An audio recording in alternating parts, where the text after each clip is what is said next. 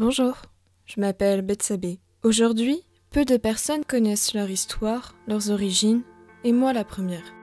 J'ai décidé de commencer ce que j'appelle une grande aventure, comprendre les pierres de la ville de mon enfance. Ce podcast est le témoignage de mes diverses rencontres auprès de passionnés d'histoire et de professionnels qui nous transportent dans le passé. Et toutes ces histoires commencent par « Il était une fois, dit non ».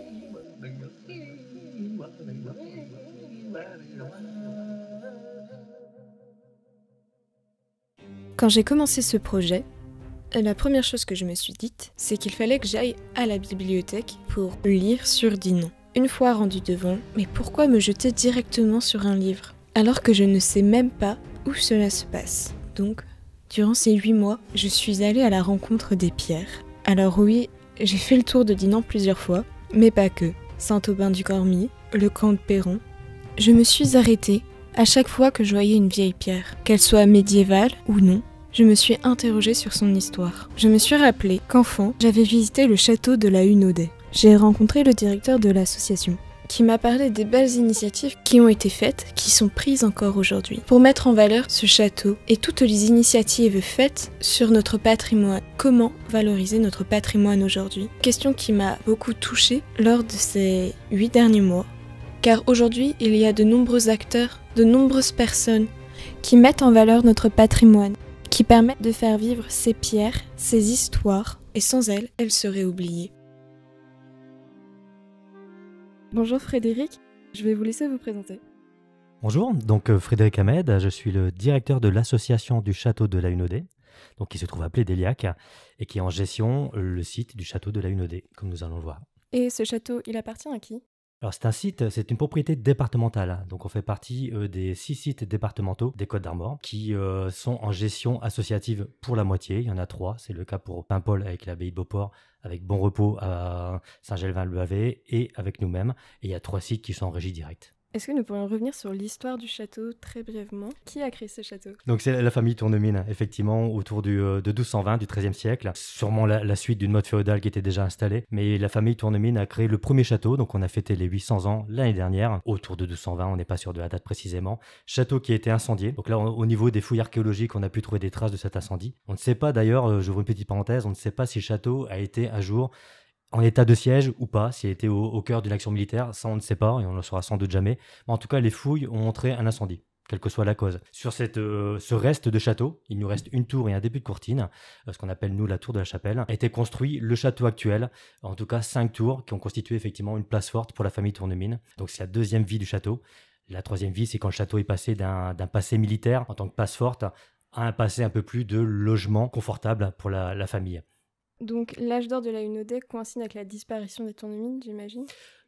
L'âge d'or, ça dépend ce que vous entendez par l'âge d'or. L'âge d'or de la famille Tournemine, il y a eu plusieurs périodes. En fait, il y en a 2 grandes. Dans un premier temps, lorsque le château a été construit, il a été construit pour une raison bien particulière.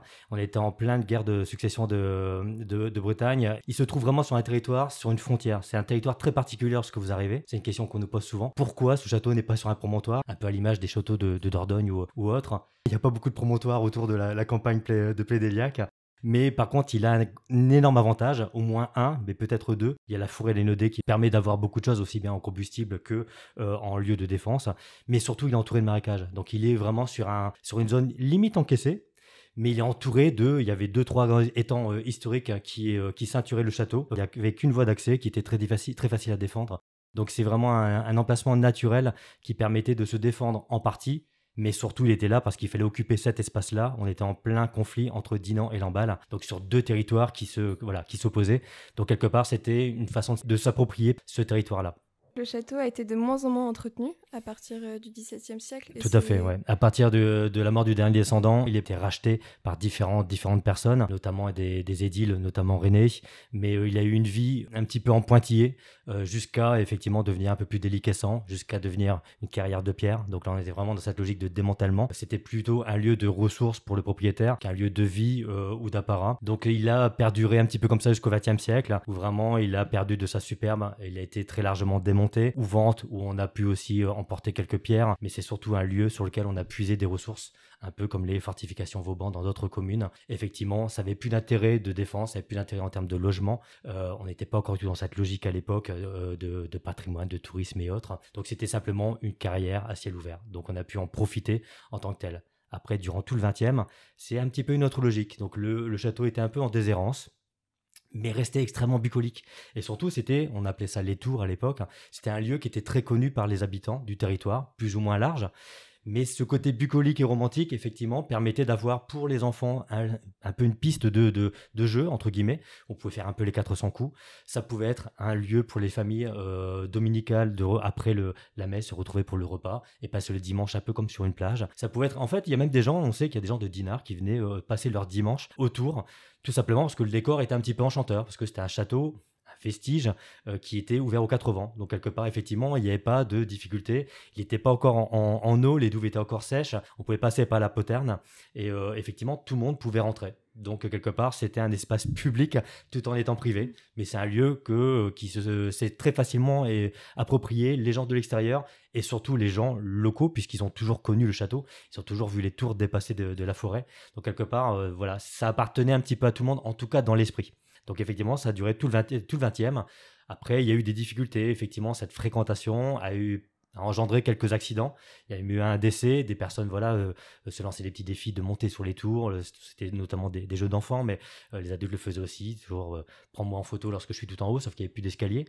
Le château, je le rappelle, a été brûlé en 1793, après la Révolution. Donc effectivement, c'était un lieu qui devenait extrêmement dangereux. Très mignon pour les personnes qui restaient en bas, mais très dangereux pour ceux qui essayaient de monter sur des murs, puisque là aussi c'était plus ou moins accessible. Donc voilà, ces accidents ont obligé, et surtout des parties de murs ou de tours qui s'effondraient, ont obligé en différentes étapes à classer le château dans un premier temps, à faire quelques débuts de restauration, parce que ça appartenait à l'État à ce moment-là, jusqu'à une interdiction d'accès au site, plus ou moins obéi, entre guillemets, mais effectivement, là, il a fallu sévir un peu plus. En fait, c'est un peu le signal d'alerte pour l'association. C'est à ce moment-là que l'association s'est créée. Alors, on est aussi dans les années 70-80, grande période d'émulation associative, de défense du patrimoine. C'est vraiment dans ce contexte-là que l'association, qui date de 1977, s'est créée.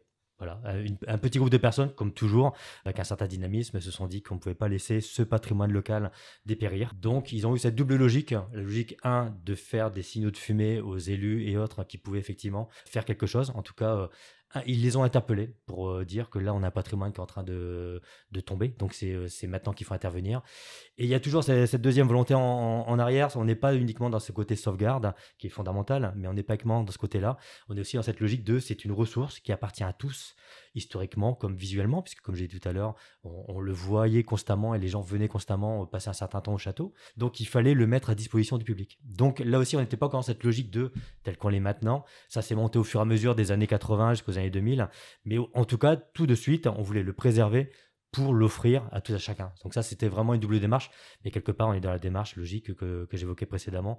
Toutes les assos de défense du patrimoine à cette logique-là. C'est en sauvegarde, pour le figer, pour le garder, pour le maintenir et qu'il ne disparaît pas. Et après, on le présente à tout à chacun, puisque c'est un bien commun.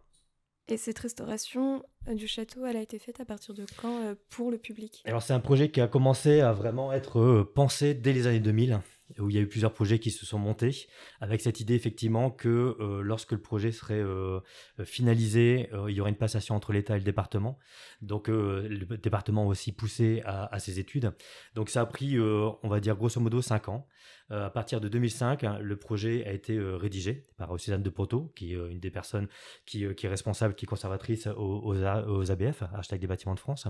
Et ça a perduré pendant 3 ans. Il y a eu 3 ans de travaux, 3 bonnes années, on peut même presque dire 4. Mais grossièrement, en 2008, le projet était présentable au public. C'est une date qui est un peu symbolique pour plusieurs raisons. Donc 2008, c'est la fin des travaux. Effectivement, le château désormais a été sécurisé et a été restauré dans une certaine version qu'on pourrait évoquer après. Mais en tout cas, le château, on a arrêté sa dégradation. Donc ça, c'est le premier point très important. Deuxième point, c'est qu'effectivement, puisque le site est maintenant rénové, il peut passer de l'État au département. Donc à partir de 2008, le département des Côtes-d'Armor devient propriétaire de ce site-là. Ensuite, puisqu'il est restauré, on va pouvoir l'ouvrir au public. Donc, il y a un peu une transition entre la façon de faire de l'association pendant 30 ans, on va dire de 77 à 2008, à l'après 2008. Alors quelque part, ça ne s'est pas fait du jour au lendemain, mais l'équipe s'est professionnalisée à ce moment-là. C'est vrai qu'on est passé d'une autre logique. Maintenant que l'outil était disponible, il fallait pouvoir le faire vivre et l'entretenir. Donc il fallait avoir une équipe qui soit là constamment et une équipe qui soit un mélange de bénévoles, parce qu'on est toujours sous régime associatif, et de salariés qui sont un peu plus professionnels. Donc effectivement, là, c'est aussi un peu un passage de témoin, entre guillemets, entre une équipe de professionnels et une équipe amateur, bénévole, même si actuellement, on est toujours sous ce régime associatif. Donc effectivement, il y a un bureau avec qui on travaille en continu, mais c'est vrai qu'il y a une équipe au quotidien qui s'occupe du site. Donc c'est un peu aussi un passage de témoin à ce moment-là. Comment restaurer un château en ruine avec toutes les erreurs possibles? Je vais démarrer par... alors j'ai une réponse que je vais vous apporter, mais je vais démarrer par une anecdote qu'on nous dit régulièrement. Je ne vais pas dire tout le temps, mais qu'on nous dit régulièrement. En général, les gens, lorsqu'ils arrivent au château, pour X raisons, ils ont vu une brochure de communication ou dans la presse ou autre, ils ont l'image d'un vestige, limite d'une ruine. C'est des fois des choses qu'on nous dit même, on n'est pas venu parce qu'on sait qu'il n'y a rien à y voir. C'est quelque chose qui peut être pris comme cela, mais lorsque les gens font la démarche de venir, 2 heures après ou 2 heures et demie après, lorsqu'ils repartent, ils nous disent « Eh ben, on a bien fait de venir parce qu'on pensait pas qu'on allait voir autant de choses. On pensait pas passer au 2 temps. On pensait que ça allait être réglé en une demi-heure. Voilà, on avait fait plaisir aux enfants. Mais nous, on n'avait pas pensé s'intéresser au lieu. Et en fait, j'aurais été surpris parce qu'il y a quand même pas mal de choses à voir de par le site, la nature du site et parce qu'on y propose nous à l'intérieur. Donc, c'est une anecdote qui montre que les gens sont toujours prêts et en disant au revoir, ils nous disent « On va demander de l'argent au département pour qu'ils finissent les murs pour qu'ils puissent retrouver sa superbe. » Et c'est là qu'on explique le site tel qu'il est. C'est la volonté de l'architecte des bâtiments de France, comme j'évoquais tout à l'heure, en 2008. Donc c'est vraiment le propos même du projet, mais c'est un choix. C'est-à-dire qu'à partir du moment où on part d'un vestige, avec des murs qui sont perdus, et des murs abîmés ou des murs entiers, il y a plusieurs solutions. Là-bas, une certaine partie, et on reconstruit du neuf dessus. C'est un choix qui est peut-être le plus dur, parce que ce n'est pas celui qui permet une meilleure restitution du bâti. Il y a un choix qui... Et à l'inverse, on refait quelque part à 100% tel qu'était le site. Mais ça, il faut des archives pour pouvoir le faire, ce qui n'était pas notre cas. Comme j'ai dit tout à l'heure, en 1793, le château a brûlé et à cette époque-là, énormément d'archives étaient sur site. On a très très peu de traces de ce qui était le château à cette époque-là. Alors, par comparaison, par les travaux des archéologues, on sait à peu près tel que à 95%, on sait à quoi il devait ressembler. Mais voilà, on n'a pas de certitude sur plusieurs sujets. Donc, c'est pas le choix qu'a pris Marie-Suzanne de Ponto.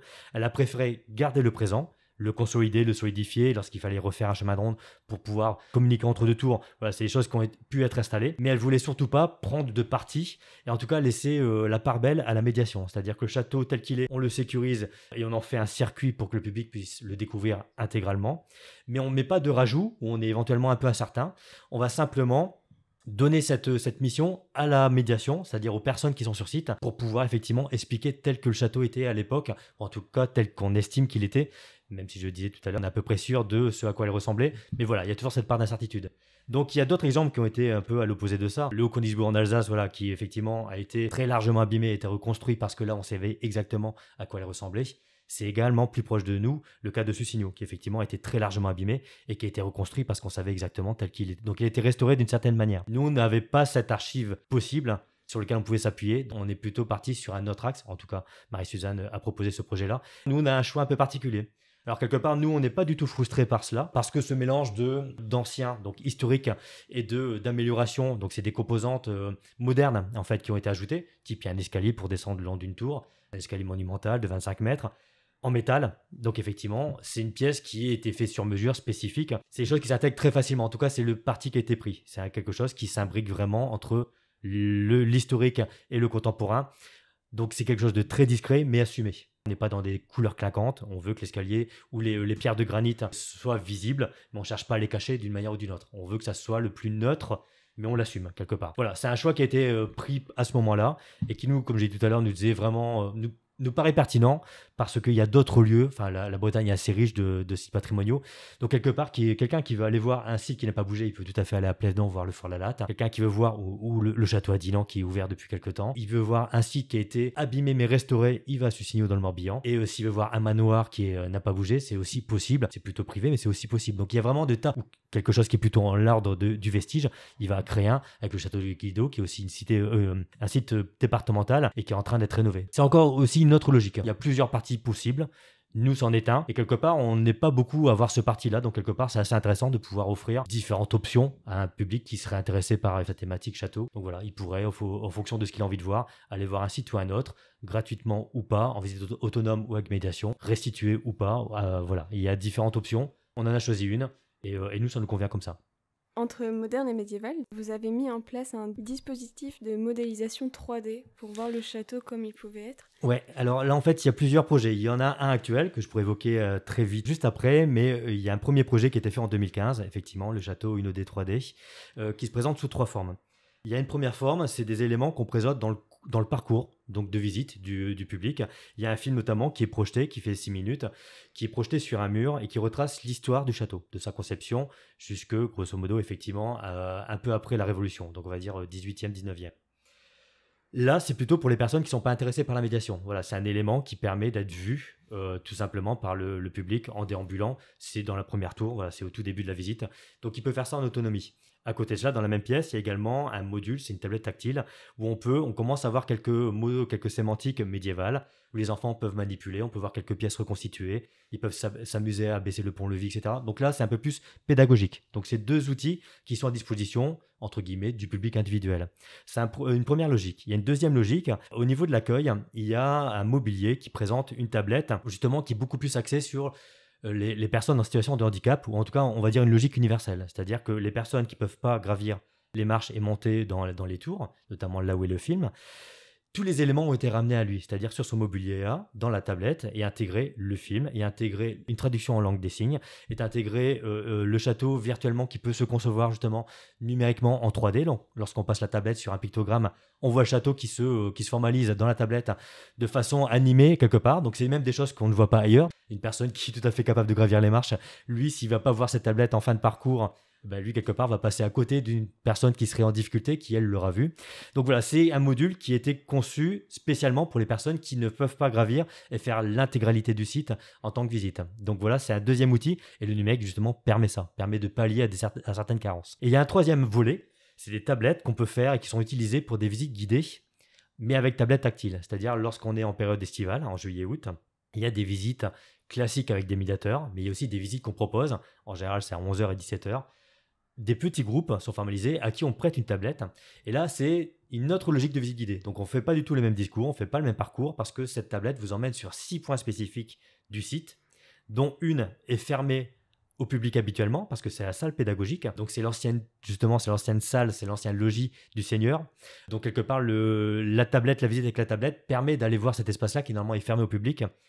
Et c'est à base de reconstitution, mais pas seulement. C'est-à-dire que vous avez la reconstitution du lieu que vous visez avec la tablette. J'imagine, type cette pièce-là, vous avez la pièce qui est complètement reconstituée avec le mobilier tel que c'était 3 siècles ou 4 siècles en amont. Mais à côté de ça, il y a toujours un échange avec le médiateur, parce que le médiateur peut apporter d'autres éléments. Il n'y a pas que cet aspect visuel. Donc ça, c'est un premier axe de la tablette. Un deuxième axe, c'est qu'effectivement, il y a beaucoup d'éléments d'information, type des anciennes cartes postales ou d'anciens visuels sur lesquels on peut rebondir. Et il y a beaucoup d'éléments qui sont manipulables justement par les enfants. Donc c'est quelque chose qui se complète très bien avec un médiateur. On n'a pas parti là non plus avec ce choix de proposer la tablette au public individuel comme un audio guide en disant prenez la tablette et allez faire votre circuit. Ça reste toujours dans cette logique on revient au projet de Marie-Suzanne de Ponton. Il y a toujours cet aspect de médiation qui est important pour nous et cet échange avec l'humain. Donc la tablette propose des visuels numériques, des images numériques, mais c'est toujours avec un discours apporté par le médiateur et surtout un échange. Donc voilà, on peut répondre aux questions parce que l'image pour l'image est intéressante, ça apporte beaucoup de choses, mais n'est pas, en tout cas c'est notre avis, n'est pas suffisante dans la discussion. Quand même un échange qui permet d'apporter beaucoup d'éléments de précision et on voit les gens sont quand même demandeurs. Ils sont impressionnés, il y a un énorme effet waouh que lorsque on manipule la tablette, on voit le visuel en vestige, la réalité, et lorsqu'on met la tablette devant, on voit effectivement le même décor reconstitué. On peut tourner tout autour lorsqu'on est au cœur du château dans la cour. On peut faire un 360 et on voit effectivement tout le décor tel que le voyaient les gens au 15e siècle. Donc effectivement, il y a cet effet waouh qui reste toujours impressionnant, même si on est de plus en plus habitué aux outils numériques, il y a quand même cet effet-là. Mais ça reste qu'un effet waouh. Juste après ça, nous, on apporte quand même beaucoup d'éléments d'information et on souhaite continuer à avoir ces éléments d'information. Lorsqu'on ne fait pas en saison basse des visites tablettes, les gens des fois nous la demandent parce qu'ils savent qu'il y a ces projets-là. Effectivement, ça, on n'y répond pas favorablement. On ne souhaite pas proposer les tablettes, même si la manipulation pourrait se faire assez facilement, mais on considère qu'il a été construit d'une certaine manière pour qu'il y ait un échange. Donc sans cet échange, on passerait largement à côté de cet outil-là. Donc ça, c'est le projet qui est déjà en place depuis 2015. Là, actuellement, on est en train de travailler sur un deuxième projet. Il y a des personnes ressources au niveau de Plédéliac. Il y a 2 personnes avec qui on collabore actuellement qui font, alors ils ont de multiples compétences, mais actuellement avec eux, on est en train de numériser complètement le château, donc ce qu'on appelle la photogrammétrie, avec des drones notamment. Donc on couple un peu les images aériennes via drone avec des images, des photographies prises au sol. On fait un maillage, donc quelque part le château est ponctué de points et chaque point ça représente une photo. Après tout ça est mouliné dans un logiciel qui permet de reconstituer numériquement le château. Donc c'est en cours depuis 2 ans. On ne l'évoque pas beaucoup, on n'en a pas encore parlé à la presse parce que là on est en train de finaliser, donc on souhaite finaliser le projet pour pouvoir présenter le global. Mais en tout cas c'est quelque chose qui est en route. Il y a également des partenaires au niveau de la lasérométrie, donc là c'est plutôt avec un laser, on n'est pas avec du drone, c'est plutôt pour les pièces intérieures, donc il y a un test qui a été fait notamment dans les caves comme cela. Donc l'idée c'est de pouvoir reconstituer le château. Après une fois que ça s'est fait, ça n'est qu'un outil. Mais c'est un énorme outil de potentiel. Parce que techniquement, lorsqu'on a le château reconstitué dans un logiciel sur un PC, on peut en faire ce qu'on veut. Je donne un exemple. On veut travailler. C'est des choses qui sont faites très largement par des gens qui sont des architectes, qui sont dans le BTP, où effectivement ils conçoivent les sites en 3 dimensions avant de les proposer à leurs clients. On peut déjà voir à quoi ça ressemble. On peut déjà travailler sur la décoration intérieure si on le souhaite. Là, c'est cette logique-là. Ça reste qu'une coquille. Donc après, l'idée, et c'est ce sur quoi je travaille actuellement, on réfléchit à qu'est-ce qu'on va faire de cette coquille, comment profiter de cet outil-là. C'est pas une fin en soi. C'est un passage obligé pour un projet culturel, parce qu'il fallait d'abord faire cette photogrammétrie générale, avoir une photo 3D du site, du château. Mais après, qu'est-ce qu'on va en faire? Donc, on sait qu'on est en train de développer des projets, notamment, a priori, une exposition sur l'aspect numérique de la chose, qui peut partir dans plein d'axes différents. Donc ça, on y travaille. La technique évolue tout le temps. Donc effectivement, ça, on est obligé d'y revenir régulièrement. Il y a eu un projet en 2015, on est en 2021, on continue toujours à l'utiliser et ça fonctionne toujours très bien. La technique évoluant. Et surtout, on a des compétences là aussi localement qui évoluent. Donc voilà, les rencontres font qu'on met en place différents projets. Et là, actuellement, on travaille sur ce projet-là qui serait destiné à être présenté au public en 2023, si tout va bien. Tous ces dispositifs font partie de la valorisation du patrimoine? Oui, comme j'ai dit tout à l'heure, en fait, si on revient un petit peu en amont, je parlais tout à l'heure de l'équipe salariée, on a en charge, et l'association plus largement, on a en charge de faire vivre ce lieu. Alors ce lieu, il peut vivre de plein de façons différentes. Pour qu'il soit ouvert au public et pour que de toute façon on réponde à notre mission première qui est la sauvegarde du bâtiment. La première mission qu'on a conjointement avec le département, c'est effectivement de sauvegarder le bâtiment tel qu'il est. Donc ça représente peut-être pas quelque chose de très compréhensible pour le public lambda, mais c'est une bataille de tous les jours. C'est quand on parle d'un bâtiment qui a 800 ans, effectivement tous les ans il y a des travaux à faire, visibles ou pas par le public, qui se font en cours de saison ou plutôt en saison hivernale, justement pour que ça n'empêche pas la visibilité par le public durant l'été. Mais effectivement, c'est tous les jours, on est en train de travailler avec différents services, avec différentes compétences sur le bâtiment pour qu'il n'évolue pas de façon négative. Si en tout cas on ne l'améliore pas, en tout cas il faut le stabiliser, il faut le figer. Donc on veut que le bâtiment reste tel qu'il est et tel qu'il a été proposé en 2008. Donc effectivement, c'est un travail continu. À côté de ça, il y a un travail de programmation culturelle où là effectivement on le fait vivre par... Alors, 2 biais, comme j'ai dit tout à l'heure, la médiation. Donc là, c'est un gros travail d'accueil. Donc là, on est plutôt dans cette logique d'accueil. Lorsqu'on prend un billet pour visiter le château, on propose forcément des visites guidées à un moment donné, ou autonomes avec des dépliants lorsqu'on est en saison basse, ou avec des médiateurs durant les saisons hautes. Donc là, c'est un échange qui se fait avec la connaissance. Donc là, on est sur de l'humain. Il y a un 3e volet qui est de l'aspect culturel. Et là, ça peut revêtir pas mal de formes différentes. On est sur de la programmation. Donc nous, naturellement, on a l'habitude de faire un projet phare, donc c'est un travail annuel qui change régulièrement sur une thématique différente et ça donne corps à une exposition. Ce projet-là d'exposition temporaire est présenté au public lorsqu'il vient visiter le site. Il y a une tour qui est souvent dédiée à cela. Et à côté de ça, ça développe une thématique sur laquelle on rebondit pour proposer toute une série d'événements. Donc les événements sont multiples. Là, on part sur la programmation culturelle. Donc effectivement, il y a des choses qui sont un peu incontournables, qui font partie maintenant de l'ADN. Incontournable, rien n'est figé, mais qui font partie de l'ADN donc du château. On est attendu pour ça. C'est vrai que les Nuits Belle Étoile, où on peut dormir sur le site, effectivement, tous les ans, si on a le malheur de ne pas en faire, on nous la réclame à corps et à cri. Donc c'est vrai. Si on la fait pas, c'est qu'il y a une raison, c'est qu'on propose autre chose en parallèle. Mais c'est vrai que quand on le fait pas, on nous en parle. Les cinémas plein air, quelque part, maintenant, c'est devenu quasiment obligatoire. Alors nous, ça fait... C'est un grand plaisir parce qu'effectivement, même pour nous, ça permet de rebondir sur notre thématique et proposer des événements de nuit au château. C'est vrai que ça met en valeur le site. Et les gens qui connaissent déjà ce site, ça leur donne une perspective qui est complètement autre. Donc il y a le film qui est intéressant, mais effectivement, un film dans un bâtiment historique, c'est encore autre chose. Donc ça, quelque part, c'est difficile de s'en séparer. Après, à côté de ça, nous, on propose beaucoup d'activités qui sont en fonction de la thématique abordée. que ce soit de la musique, du théâtre. Enfin voilà, on part sur beaucoup de choses différentes avec de multiples partenaires, que ce soit des artistes ou des institutionnels. Je pense notamment au Conservatoire de musique et de danse de Lamballe. Mais voilà, il y a beaucoup de partenaires qui peuvent se faire. Donc chaque année, tout ça s'est remis à plat et on voit ce qu'on veut en faire. Et il y a également une troisième logique là aussi qui font un petit peu partie de l'ADN et sur lequel on tient. Au château, on a quand même souvent un public familial qui est présent, en plus des touristes qui viennent l'été. Donc on a l'habitude de proposer des ateliers pour enfants l'après-midi. Et là aussi, donc à chaque vacances de l'été, à Toussaint et à la Pâques. Et à chaque fois, c'est en fonction de la thématique. Donc tous les ans, c'est vrai qu'il y a des enfants qu'on revoit 2-3 fois tous les ans parce qu'ils viennent à chaque atelier. L'atelier qui est proposé à Pâques et à Toussaint n'est pas le même que l'été. L'année suivante, comme on change de programmation, forcément, on recrée d'autres choses. Donc effectivement, il y a une tranche d'âge entre 6 et 10-12 ans. On a tendance à les voir plusieurs fois, surtout quand c'est des petits enfants parisiens qui viennent en vacances chez leurs grands-parents. Donc voilà, c'est quelque chose là aussi sur lequel nous, on attache beaucoup d'importance parce qu'on sait que le public est friand de ça et parce qu'on sait que c'est notre public naturel quelque part. C'est notre façon de présenter le site. Voilà, chaque tranche d'âge, il faut trouver des moyens d'intérêt. Le numérique peut être tout à fait intéressant pour les ados. Ils peuvent être un peu plus en retrait par rapport à une visite de site avec un dépli en papier ou avec de la médiation. Il y a des adultes qui sont friands de la médiation. Voilà, à chaque fois, il faut proposer quelque chose. Et ces ateliers pour enfants, on sait que pour les plus jeunes, c'est vraiment intéressant de voir le site différemment par rapport à la médiation avec un atelier. Comment viser un nouveau public par le biais de ces événements ? Alors c'est constamment, le public est toujours là aussi en évolution. Nous, on a cette logique de fonctionner à chaque fois qu'on propose une programmation sur une année, de réfléchir à qui pourrait être intéressé par ces animations-là. Donc on sait qu'il y a toujours un public fidèle qui viendra continuellement. Je parlais tout à l'heure des grands-parents qui viennent 2-3 fois l'année avec leurs petits-enfants pour faire l'atelier. Quelque part, on les aura toujours. Un enfant restera toujours lorsqu'il mettra les pieds dans le château.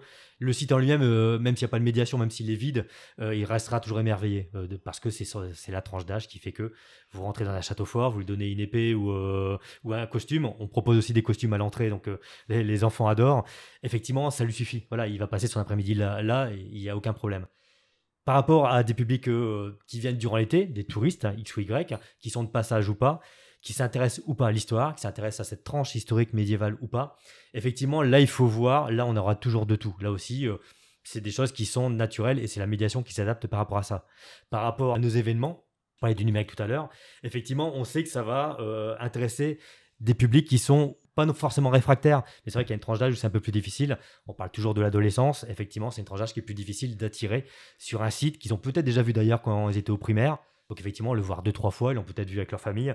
C'est peut-être plus difficile. Donc, c'est des projets typiquement qui peuvent, eux, les intéresser. C'est pour ça que je reviens aussi sur notre exposition. On a toujours cette logique, on sait que notre public prioritaire est familial, a toujours cette logique dans une expo de présenter une multiplicité de médiums, entre guillemets, c'est-à-dire qu'on propose plusieurs discours. Plusieurs discours dans la lecture, on peut faire notamment du francophone et de l'anglais, parce que là on pense aux 25% de touristes étrangers qui viennent durant l'été. On peut avoir des textes courts ou des chapeaux qui, en début de paragraphe, qui sont effectivement pour un public un peu moins lecteur ou qui peut s'épuiser un peu plus. Par contre, on peut partir aussi sur des panneaux qui sont beaucoup plus fournis, parce qu'on sait qu'il y a des gens qui viennent aussi pour l'expo. Le site, ils le connaissent par cœur, ils viennent pour l'expo, donc ils veulent quelque part approfondir le sujet. On fait beaucoup d'éléments justement de numérique, ça c'est une habitude au château. Donc dans toutes les expositions, il y a toujours des tablettes où on peut manipuler. Et il y a toujours cette logique aussi de ludique, c'est-à-dire qu'il y a des zones carrément consacrées aux enfants d'habitude. Et si ce n'est pas le cas, en tout cas, là aussi, c'est des outils qu'on essaie de manipuler, de proposer en tout cas. Et je pense notamment aux tablettes. C'est vrai que ça, quelque part, c'est très utile de pouvoir utiliser ça. Parce que via des quiz, via des jeux, c'est tout à fait facile de traiter la thématique, mais de façon ludique. Et effectivement, là, les enfants, quel que soit leur âge, les adolescents, quel que soit leur âge, et les adultes, individuellement ou collectivement, des fois, il y a des familles qui sont devant l'écran à jouer ensemble sur le même jeu. Des fois, c'est uniquement pendant que les adultes lisent le texte, les ados sont plutôt en train de manipuler. Voilà, on sait que ça fonctionne très bien. Donc, quelque part, on essaie de répondre toujours à toutes les demandes. On essaie de se mettre dans la peau d'un public général ou un public spécifique en se disant, voilà, est-ce que ça m'intéresserait? Et si ça ne m'intéresse pas, qu'est-ce que je pourrais proposer d'autre pour que je puisse répondre à cette demande-là? Donc ça, c'est de l'ordre de la technique. C'est au moment de la programmation qu'on essaie de réfléchir à ça, effectivement. Ouais. Et au niveau de notre quotidien, quand on parle de médiation, là, effectivement, c'est aussi une réflexion qui en continue. Mais ça, quelque part, ça se prépare en amont, c'est du professionnalisme. Ça se prépare aussi à l'instant T, lorsque, 5 minutes avant le groupe, on voit si c'est essentiellement du familial, on voit si c'est effectivement des familles, on voit que les tranches d'âge sont les enfants, voilà, et on s'adapte. Avec la situation sanitaire actuelle, est-ce que vous pouvez faire quelque chose? Alors, actuelle et l'année dernière, parce que malheureusement, c'est pas actuellement uniquement, on est toujours en fermeture administrative depuis le 15 décembre. Donc, on attend la levée. Pour l'instant, on est toujours fermé au public. Et si on parle de l'expérience de l'année dernière, où effectivement, il y a eu un premier confinement dur, donc on a été complètement fermé au public, je crois le 17 mars jusqu'à fin juin. Nous, on a rouvert tout début juillet. Voilà, on s'est pris le mois de juin pour, comme vous le dites, je réponds à votre question, essayer de s'adapter. Et effectivement, là aussi, ça paraît simple, mais c'est un chantier qui est assez énorme parce que il y a plusieurs logiques à voir, sachant que là, on était en pandémie, on essaie de découvrir et de comprendre ce qu'était cette pandémie. Donc là aussi, on devait mettre en place des protocoles sur un sujet qui était complètement méconnu, ou en tout cas qui évoluait toutes les semaines. Donc quand je dis un protocole, en fait, j'ai envie de dire, toutes les semaines, il y avait un protocole qui était rédigé. Un protocole au niveau de gestion du site, un protocole au niveau de l'entretien du site, je pense notamment au nettoyage, un protocole au niveau de la gestion de l'équipe qui allait pouvoir gérer ça. C'est de multiples choses. Donc effectivement, ça a été un surcroît de travail. Je pense que tous mes collègues au niveau culturel pourraient parler de la même chose. Je pense aux restaurateurs, aux hôteliers. Tous ceux qui ont cette logique d'accueillir du public, de toute façon, ont dû constamment être en réaction par rapport à ça, par rapport aux nouvelles, par rapport aux avancées de l'information ou aux avancées scientifiques ou aux obligations qui nous étaient imposées. Donc voilà, effectivement, ça c'était un énorme travail qui a dû être composé. Après à cela, il y avait plusieurs façons d'y répondre. Donc chaque site aussi est différent. Lorsque je pense à des collègues qui sont en extérieur, c'est beaucoup plus facile lorsqu'on a un parc et jardin. D'ailleurs, actuellement, techniquement, ils peuvent être ouverts. C'est pas mon cas, j'ai assez peu. Alors le site, il est en intérieur-extérieur, donc quelque part, on ne peut pas considérer qu'on est en extérieur. Donc moi, je considère que c'est un site fermé. Donc je rentre dans cette logique de site fermé, même si effectivement, des fois, on est dans la cour et à ciel ouvert, mais n'empêche que, ou s'il y a des chemins de ronde, c'est aussi à ciel ouvert. Mais on est quand même sur des zones où on est fermé, où les gens sont amenés à se croiser. Donc voilà, il y avait cette logique-là qu'il fallait faire attention et on a imposé un protocole qui pour nous en juillet était assez strict. Effectivement, on a tout de suite imposé le masque à partir de 11 ans, il y avait du gel hydroalcoolique partout. On a complètement revu le parcours de visite qui était dans un sens unique où il n'y avait pas de croisement. Il n'y avait pas de brochure papier qui était distribuée. Je pense que de toute façon, les gens ne les auraient pas prises à l'époque. C'est un petit peu évolué maintenant. On verra la nouvelle saison, mais les dernières, c'était inconcevable. Voilà, il y a toute une série de protocoles comme ça qui se sont mis en place. Moi, en tout cas, mon retour et de toute l'équipe, et je crois que là, en discutant avec mes collègues, c'est un peu partout pareil. Ça s'est très bien passé cet été. Les gens ont quand même assez facilement compris et très rapidement. C'était à la limite plutôt ça qui nous a surpris. C'est la rapidité à laquelle les gens ont accepté de porter un masque. S'ils l'avaient pas, on en distribue en boutique. C'est des choses qui se sont faites très naturellement. Et c'est vrai que plus l'été avançait, plus de toute façon, on ne parlait que du Covid. Donc les gens étaient très largement informés. Donc ça s'est fait assez naturellement. Après la saison, c'est refermé. Moi, quelque part, le site pour le château ferme à partir du mois de novembre. Donc cette deuxième fermeture pour nous est un peu moins chagrinante. Elle est compliquée actuellement parce qu'on reçoit beaucoup de scolaires. Normalement là on est complet en continu. L'équipe pédagogique ne fait que la réception de scolaires. Donc là effectivement étant fermé administrativement on peut pas recevoir les enfants. Donc c'est plutôt nos collègues qui vont sur site dans les écoles si c'est possible. Ça chamboule beaucoup de choses effectivement. Donc la période n'est pas forcément rose. On n'est pas complètement fermé et prostré. Donc on travaille pour la réouverture. Le château est censé être ouvert le 1er avril, donc pour l'instant on attend cette période-là, on fait le drone, on prépare tout ce qui est à préparer, on est en cours de montage d'exposition, vous voyez, j'ai mis une photo hier sur Facebook, sur la page du château, sur le montage d'expo. Nous on fait comme si on va accueillir le public le 1er avril, donc toujours pareil avec un protocole qui sera adapté. Si ce n'est pas le cas, bah écoutez, on attendra les décisions et on sera prêt le jour J en tout cas. Est-ce que vous auriez quelque chose à ajouter? Ravi de vous avoir rencontré, de vous avoir apporté quelques éléments d'explication. J'espère avoir donné envie de découvrir le château, qui effectivement, cette année, proposera encore de belles choses avec cette exposition qu'on n'a pas pu présenter l'année dernière, mais qui est un projet monté avec 3 artistes, parce que l'exposition est le cœur d'un projet qui est plus large. C'est un projet de littérature où on a conçu avec ces artistes-là un roman graphique, donc qui est en vente en boutique du château. Donc voilà, c'est un très très bel objet, graphiquement, 96 pages, très très chouette, en lien forcément avec le château, c'est l'histoire de Lucette. Les fantasmagoriques aventures de Lucette au château de la Hunandée, un très beau titre et un petit peu long, mais c'est fait exprès. Donc voilà, l'exposition permettra de présenter ça. Donc je pense que là aussi, on va toucher beaucoup de personnes parce que c'est un projet qui sera très graphique. Donc là, on parlait de publics différents, de publics avec un S. Là, effectivement, il y aura matière à voir ou à découvrir pour beaucoup de personnes, aussi bien comment on conçoit un projet avec des artistes, comment on conçoit un livre, mais aussi quel est l'imaginaire qu'ils ont pu développer. Vous allez normalement prendre plaisir à voir ce projet-là. Donc nous, on n'attend qu'une chose, c'est accueillir les gens, tout simplement. Merci à vous. Merci beaucoup. Et bonne continuation. Bonne fin de journée. Cette interview a été enregistrée avant les dernières règles sanitaires. Le château de la Hunaudet est alors ouvert depuis le 19 mai.